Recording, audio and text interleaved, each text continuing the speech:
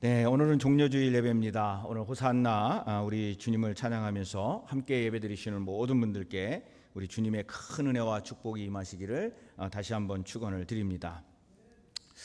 교회를 오래 다니신 분들은 종려주일 그리고 왜 이 오늘 이 팜 브랜치를 이렇게 흔들면서 성가대와 또 우리 중고등부 아이들 이렇게 목사님이 들어가시나 다 아실 것 같은데 만약에 신앙생활을 오래 하지 않으셨고 또 이번에 처음으로 종려주일을 맞이하시는 이 자리에서 또는 이 온라인 영상을 통해서 예배드리는 분들, 이날은 그냥 간단하게 얘기하면 예수님께서 예루살렘에 입성하시는 그 날을 기념하여 종려주일이라고 부릅니다. 그리고 이날은 이제 이 종려주일이 끝나면 오늘부터 시작되는 그러한 고난주간으로 들어가게 돼서 굉장히 중요한 우리 교회의 칼렌더에 보면은 굉장히 중요한 날이기도 합니다. 그래서 예수님께서 우리를 위하여 이제 십자가를 지시기 위해서 어디로 들어가시냐면 예루살렘으로 들어가는 겁니다.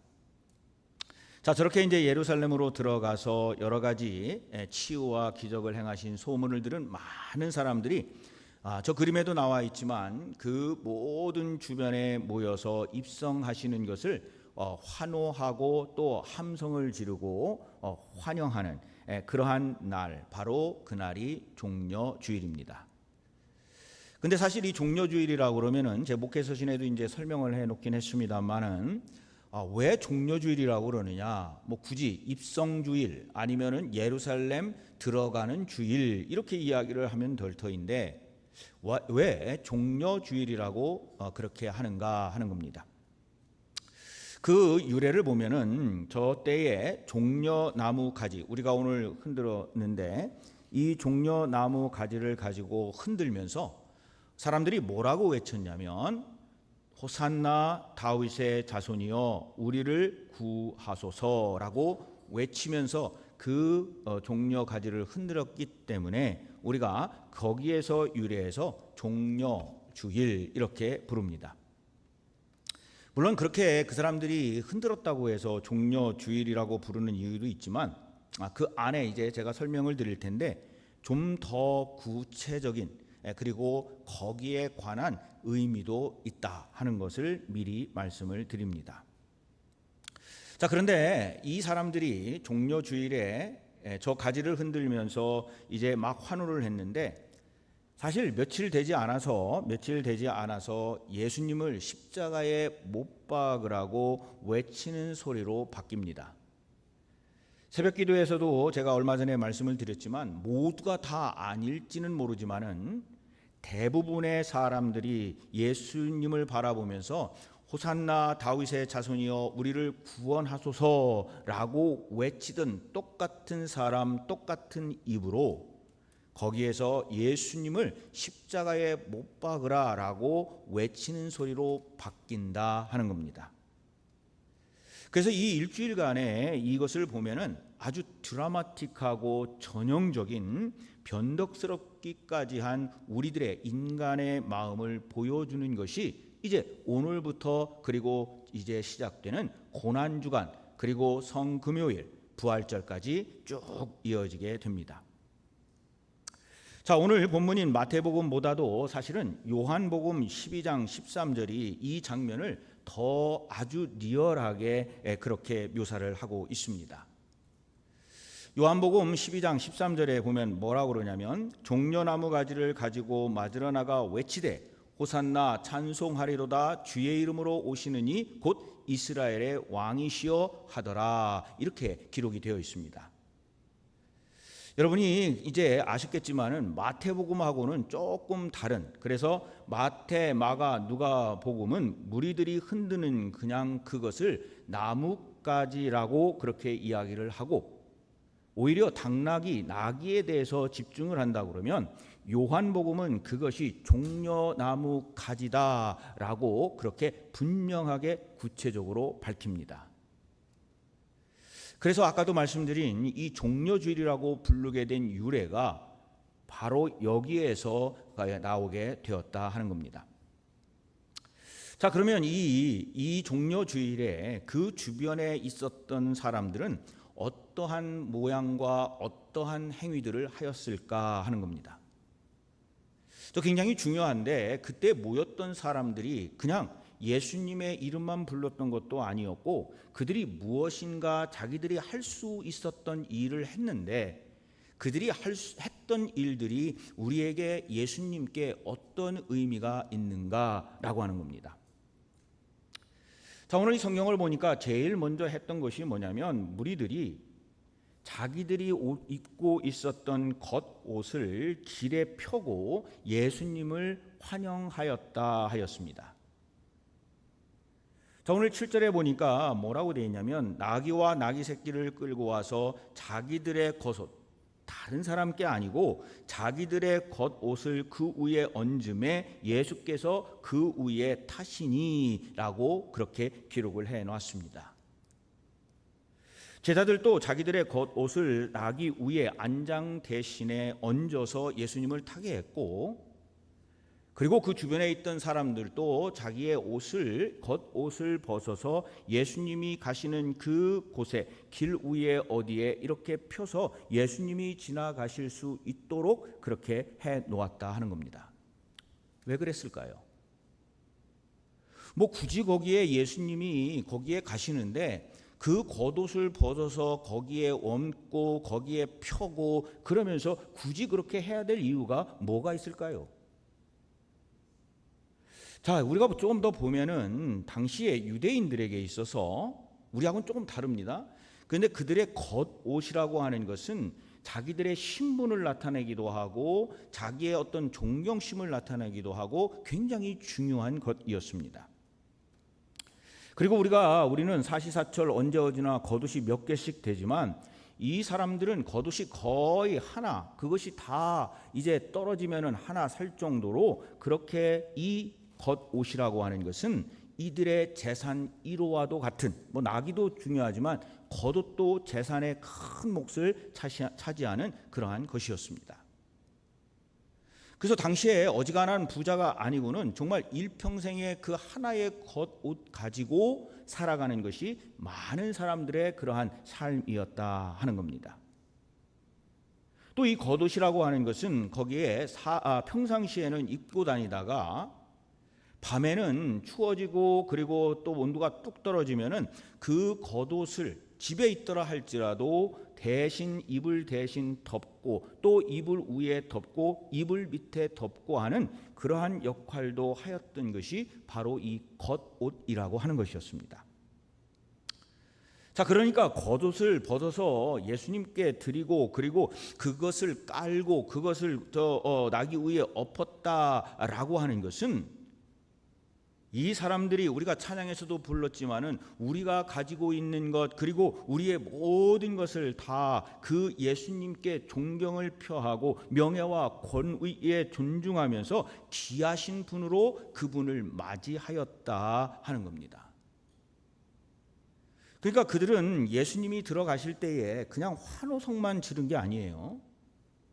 우리가 신앙생활 할 때도 마찬가지고 우리가 교회 생활할 때도 마찬가지지만 그들이 예수님을 맞이할 때에도 그냥 립 서비스만 한 것이 아니라 자기들이 할 수 있는 그 무엇인가 그리고 자기가 지금 가지고 있는 것 중에서 드릴 수 있는 그 무엇인가를 예수님을 위하여 헌신하고 명예를 존중하고 권위를 인정하고 그분이 그 귀한 분이심을 자기들의 모습으로 나타내면서 환영하였다 하는 겁니다. 이것이 우리들에게 주는 의미가 크지요. 그리고 나서 무리들은 두 번째 보니까 종려나무 가지를 흔들며 예수님의 앞과 뒤에서 열광적으로 환영하였다 하는 겁니다. 자, 나귀를 타고 오시는 주님 앞에 뭘 했냐? 그들이 겉옷을 벗어서 깔고 나귀에 얹고 예수님이 타시고 가시는 곳마다 정말 뭐라 그럴까요? 그 겉옷으로 편안히 가실 수 있도록 그렇게 했는데 거기에 보니까 나귀를 타고 오시는 주님 앞에서 그들이 가지고 있었던 것은 총과 칼이나 방패나 이런 것이 아니었어요. 왜 그러냐면 그 예루살렘에 예수님이 들어오셨던 그 문은 모두 많은 사람들이 흰색 백마를 타고 군대에 가서 전쟁터에서 승리하고 온 사람들이 그곳을 지나가면서 개선 장군처럼 빠바바 하고 그렇게 울리면서 왔던 곳이고, 전쟁에서 승리한 장군이 들어올 때 그들은 한 손에 칼을 들고 한 손에 방패를 들고 그 장군들을 향하여 창과 방패를 들고 깃발을 휘날리면서 그들을 맞이했던 곳이 바로 그 장소였습니다. 자, 그런데 예수님께서는 군대가 아니고 그 나귀를 타고 오는데 사람들은 창과 칼이 아니라 총이 아니라 뭐예요? 종려나무 가지를 꺾어 흔들었다 하는 겁니다. 왜냐는 거예요.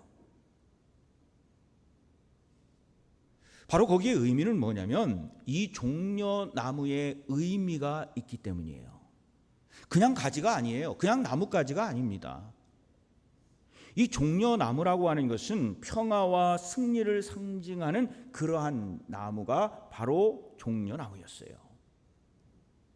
그러니까 예수님은 승리할 것입니다. 유대인들의 왕이 되십니다. 로마의 세력을 물리치고, 그리고 이제 그 예수님이 평화의 왕으로 오셔서 지금까지 억압받았던 우리들을 해방시켜 주시는 메시아입니다 라고 하는 기대감이 그들에게 있었다 하는 거예요. 그래서 그들은 자발적으로 자기의 겉옷을 벗어 예수님께 드리고, 그리고 종려나무를 흔들면서 예수 그리스도 호산나를 외치며 그 예수님을 맞이하게 된 겁니다. 자, 그런데 예수님이 흰 백마를 타고 오셨습니까? 엄청난 군대가 그를 호위하고 사또 나가신다, 비켜라 그러면서 예수님이 오셨습니까? 정말 누가 봐도 초라한 백마가 아니라 나귀, 그것도 보니까 나귀 새끼를 타고 오시는 예수님, 겸손하여서 나귀를 타신 그 모습으로 오시는 예수님이 있었다는 거예요. 나귀를 타신 임금의 모습, 왕의 모습은 어떠한 위협적이거나 권위적이거나 무엇을 나타내거나 라고 하는 그러한 모습이 아니라 그가 보여준 모습은 오히려 초라하기까지 한 그러한 모습으로 예수님이 오셨다 하는 겁니다. 저는 이 글을 읽으면서 엉뚱한 좀 생각을 하게 됐습니다. 뭐냐면 이 나귀를 생각하게 됐습니다. 이 나귀에 대해서 한번 생각을 해 보았습니다. 언젠가도 새벽기도, 제가 새벽기도 때 설교를 많이 했기 때문에 생각나는데, 이 나귀라는 것이 어떠한 생각을 했을까? 아주 좀 엉뚱한 생각인데요. 이 나귀가 예루살렘에 들어가는 순간 사방에서 퍼져나오는 환호를 받았을 겁니다. 사람들은 막 그냥 옷을 깔고 뭐 종려나무를 흔들고, 그래서 이 나귀가 어쩌면 착각할 수도 있지 않았을까? 무슨 얘기인지 아시죠? 나귀가 생각할 때에 수많은 사람들의 길에, 더군다나 나귀 새끼가 인생이 아니지, 나귀의 생에서 처음으로 맞이하는 그러한 사람들을 보면서, 아니 그들이 막 내가 지나가니까 엄청난 일들을 그냥 하는 거고 엄청나게 뭐 이렇게 하고 그러니까 아마 거기를 지나가면서 어떤 착각을 했을 수도 있지 않았을까? 근데 나귀는 보니까 뭐 착각을 한 거 같지는 않아요. 나귀는 묵묵하게 뭐 저한테 얘기를 한 것도 아니고 성경에 쓰여 있는 것도 아닌데 아마 나귀는 그거를 분명히 알았을 것 같아요. 그러면서 나귀가 지나가는 그 발걸음은 거들먹거리거나 뽐내는 발걸음이 아니라 예수님이 가시고자 하는 그 길을 가장 겸손한 자세로 예수님을 위하여 그 길을 갔다 하는 겁니다. 자기 등에 타신 분이 누구신가 라고 하는 걸 몰랐든 알았든지 간에 왜 이 사람들이 이렇게 여기에 나와서 이럴까? 분명히 안 거는 자기가 뭘 해서 또 자기가 뭔가를 나타내서 한 것이 아니라는 사실을 나귀는 분명히 알았을 것이다 하는 겁니다. 그러면서 이런 생각을 해 보았습니다. 우리가 살아가면서 이 칭찬과 인정을 받는다는 그 이야기가 있어요.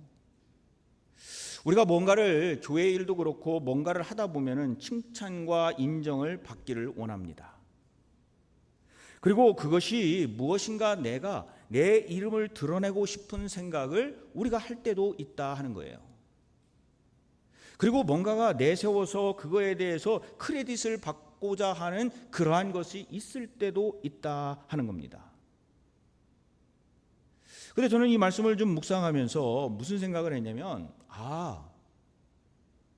우리가 주님의 일을 하는 것은 우리가 앞에서 예수님에서 뭔가를 하는 것이 아니라 바로 이 나귀와 같은 그러한 삶을 살아가는 것이 바로 우리의 신앙인들의 삶이구나 라고 하는 거예요. 그래서 우리는 이 신앙인들의 삶을 살아가면서 우리가 얼마나 귀한 분을 모시고 살아가는지, 그리고 얼마나 우리가 복된 자리에 살아가는지, 그러나 그것이 우리 자신을 드러내는 자리도 아니고 우리가 칭찬받기 위한 자리도 아니고 우리가 오직 주님께 영광 올려드리는 그 자리에 바로 이 나귀처럼, 나귀가 원해서 그 자리에 섰던 것도 아니고, 나귀가 내가 뭔가를 잘해서 거기에 섰던 것도 아니고, 나귀가 뭔가가 잘나서 예수님을 거기에 모신 것도 아닌데, 그 예수님과 함께 걸어가는 그 복된 길에서 나귀가 생각했던 것은 가장 겸손한 자세로 겸손히 오시는 왕과 함께 살아갔다 하는 겁니다. 그래서 이 종료주일에 저에게 주시는 메시지, 또 우리에게 주시는 메시지는 뭐냐면, 겸손하게, 물론 겸손하게 오시는 예수님과 우리가 살아가기 때문에 겸손하게 살아가야 되는데, 우리가 정말 이 나귀처럼 겸손하게 우리 주님을 모시고 우리가 내세워지는 것이 아니라 우리 주님을 내세우며 주님이 가시고자 하는 곳으로 우리가 열심히 가는 것, 바로 그것이 우리의 사명이고 신앙인의 삶이다. 바로 이것이 종료주일에 우리에게 주시는 말씀이라 믿게 됐습니다. 자, 그리고 세 번째로 보니까 무리들이 어떻게 했냐 보니까요, 9절에 있습니다. 9절에 뭐라고 그랬냐면, 호산나 다윗의 자손이여 찬송하리로다 라고 외쳐요. 그러니까 무리들이 그냥 가만히 쳐다보고만 있었던 게 아니에요. 그렇죠? 예수가 누구야? 저 사람인가? 얼굴이나 한번 볼까 말까? 보이지도 않네. 가자. 집에 가서 TV나 보자. 이런 게 아니었어요. 그들은요, 이것을 외칠 때에 아주 자기들의 모든 힘을 다해서 외쳤습니다. 호산나 다윗의 자손이여 찬송하리로다. 얼마 전에 한국에 아주 유명한 무슨 BTS라고 하는 그룹이 몇 년 만이라는지 잘 모르겠는데, 제가 하여튼 몇 년 만에 7명이 다 모여가지고 광화문인가 거기에서 콘서트를 했다고 그래요. 그래서 저 몰랐다가 그게 넷플릭스에 반영이 된다고 그래가지고 나중에 좀 제가 봤어요. 이야, 대단하더라고요. 그 사람들이 몇만 명이라고 그러는지 잘 모르겠는데 엄청난 사람들이 모여서 처음에 막 나오는데 그 소리를 지르는데 그 사람들의 얼굴, 그 소리 지르는 사람들의 얼굴을 다 이렇게 보여주는데 그 중에 한 명도 에휴 내가 불러서 뭐해 이런 사람이 없어요. 그 BTS를 부르고 환호를 부르는데 그들의 얼굴을 보니까 무슨 글쎄 모르겠어요. 엄청나게 그 얼굴의 그 감정과 그 목소리와 그것을 보니까 우리 그리스도인들이 예수님을 저렇게 부르나? 우리가 이 예수님을 주일날 만나면서 또는 예배를 드리면서 정말 목청이 높이도록 그 예수님을 저렇게 BTS를 부르는 그 사람들을 뭐라고 그러더라?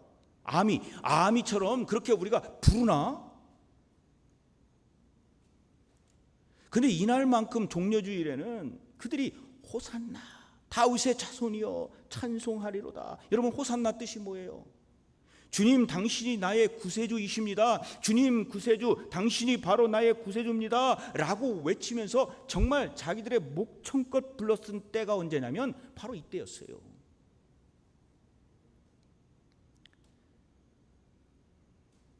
우리가 이 주일날 아침에 찬양하고 또 경배하고 그러잖아요. 우리가 BTS를 만난 그 아미만큼은 아닐지라도 우리가요 정말 그 진정성으로 그 마음에 우러나서 우리 예수님을 불러야 되는 이유가 여기에 있는 거예요. 내가 어려울 때 그리고 나의 삶 속에서 언제나 찾아오시고 나와 함께 하시는 그 하나님의 아들 예수 그리스도를 만나고 그 하나님께 경배하는 이 순간에 다른 거 없잖아요.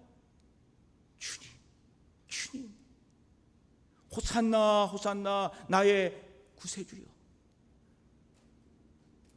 정말 나의 마음속에 우리의 마음속에서 그 영혼을 다해서 호산나 지극히 높은 곳에 계시는 이여 주님 제가 여기 있습니다. 주님 나를 한번 봐주세요 라고 부르는 것이 바로 종려주일이었다는 거예요.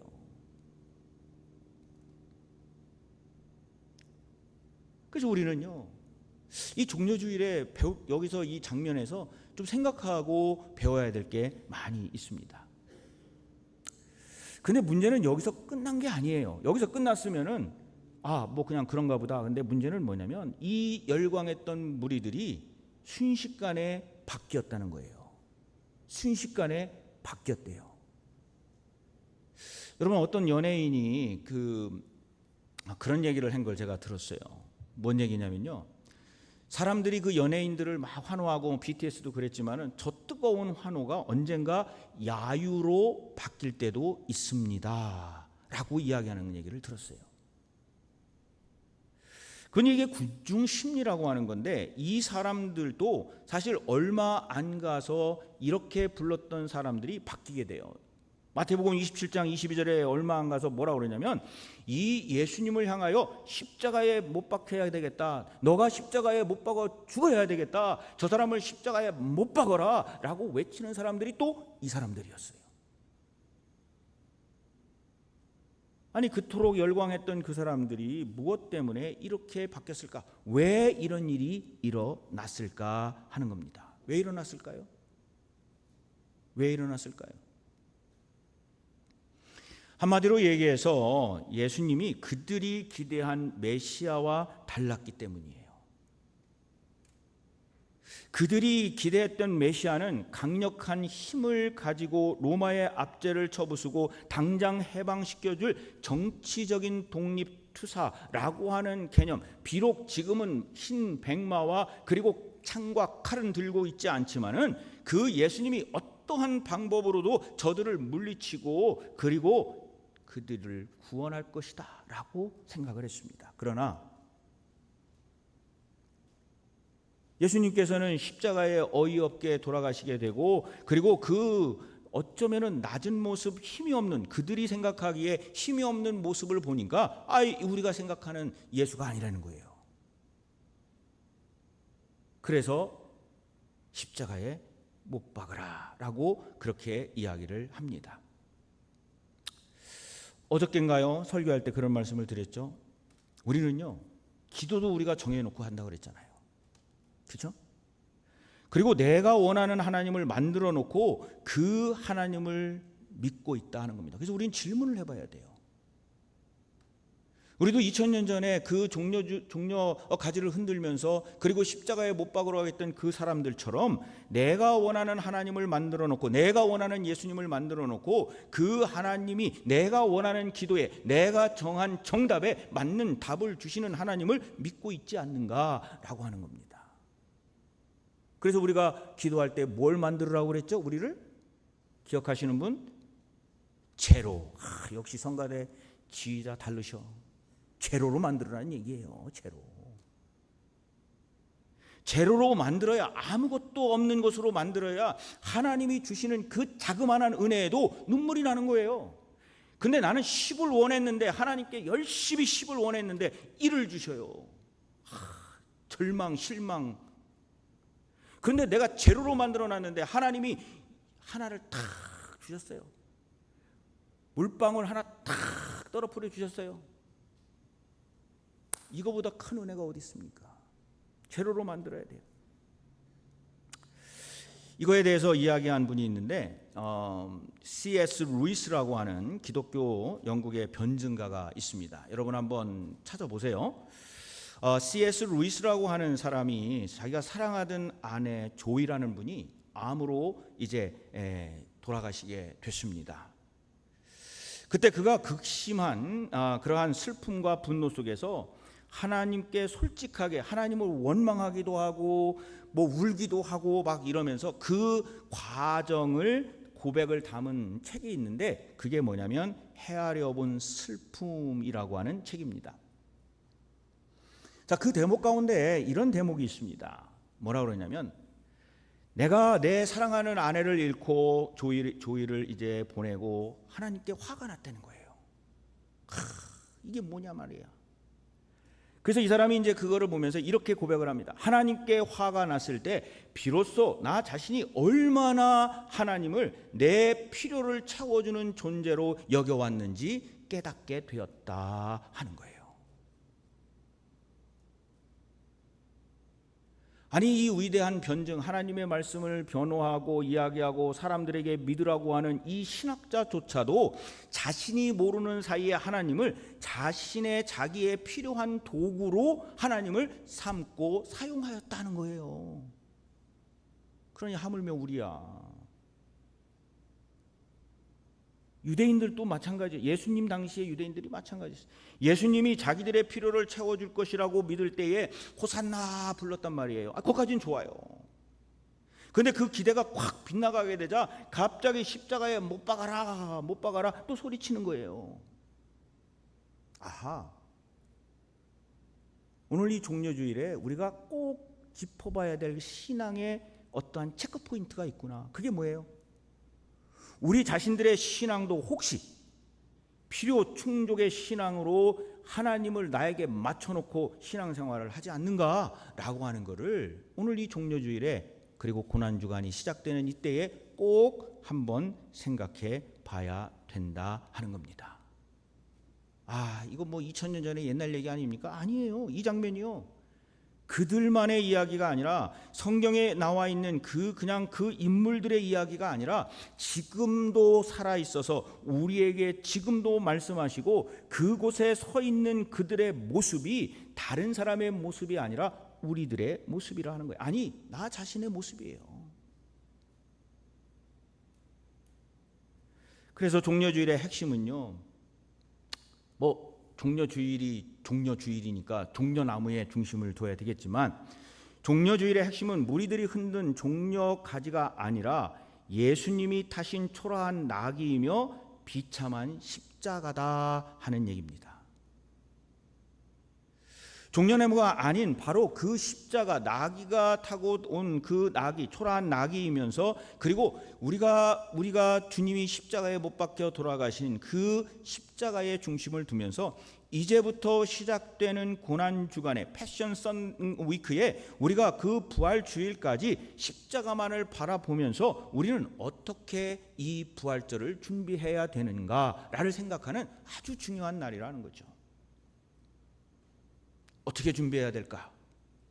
제일 먼저는요, 우리도 주님을 모시는 어린 나귀가 돼야 됩니다. 어린 나귀가 돼야 돼요.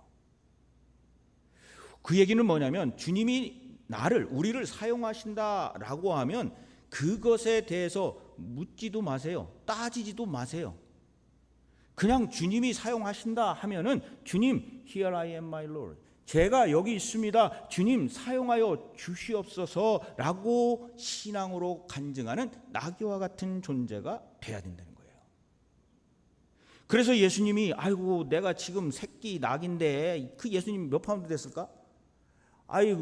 그걸로 올라타면 나 허리 부러져요. 나귀 새끼가 이렇게 얘기할 수도 있잖아요. 아니, 나가 지금 아직 누구 어른을 태울 그 나이가 아니에요 라고 이야기할 수 있잖아요. 근데 나귀는요, 그 주님이 사용하시고자 할 때에 우리로 말하면 아멘으로 응답하고 그 주님을 따라갔다는 겁니다. 두 번째 뭐예요? 종려나무 가지가 됩시다 하는 거예요. 자, 이 말씀은 또 뭐냐? 어떤 상황에서도 주님을 찬양하고 그리고 우리를 통하여 하나님이 영광 받으실 수 있도록 우리도 승리와 평화를 상징하는 종려나무가 돼야 되겠다 하는 겁니다. 그건 어떻게 될 수 있느냐? 주님을 섬기고 주변에 있는 사람들을 섬기며 나아가는 겁니다. 마지막으로 우리는 어떻게 해야 되느냐? 호산나를 외치며 주님의 고난에 함께 동참하는 겁니다. 이것은 우리가 간단히 실천할 수 있는 게 있는데 바로 이제 화요일부터 시작되는 우리의 그 고난 주간의 특별 새벽 기도에 참석하는 거예요. 그러면서 주님 때문에 내가 가지고 있는 어떤 작은 시간들, 그리고 내가 주님 때문에 어떤 달콤한 잠 한 두 시간, 그리고 내가 주님 때문에 무엇인가 적어도 이 고난 주간에 주님과 함께하는 믿음의 신뢰의 그 기도에 참석하는 거예요. 그게 뭐냐면요, 바로 호산나를 외치며 주님의 고난에 동참하는 우리들의 신앙의 모습입니다. 이제 부활주일까지 딱 한 주일 남았습니다. 그래서 오늘 이 종려주일을 지내면서 호산나 찬양하리로다, 이 종려주일을 지내면서 이제 시작되는 패션 위크, 그 고난 주간에 우리가 함께 갔으면 좋겠습니다. 그래야 해서 다가오는 우리 부활주일을 기쁨으로 맞이하고 정말 우리는 나귀처럼 우리 주님을 모시고 종려나무처럼 주님을 찬양하고 호산나를 외치는 그들처럼 십자가의 길을 가면서 따라갈 수 있는 그러한 일주일이 됐으면 좋겠습니다. 저는 우리 모두가 이러한 것에 함께 동참하실 줄로 믿습니다. 주님의 인도하심과 은혜가 오늘 종려주일 그리고 시작되는 한 주간 동안 하나님의 큰 은혜와 축복이 임하셔서 부활주일의 기쁨으로 우리 주님의 부활과 함께 찬양하고 경배하는 모든 우리들이 되기를 주님의 이름으로 간절히 축원을 드립니다. 저희들 말씀을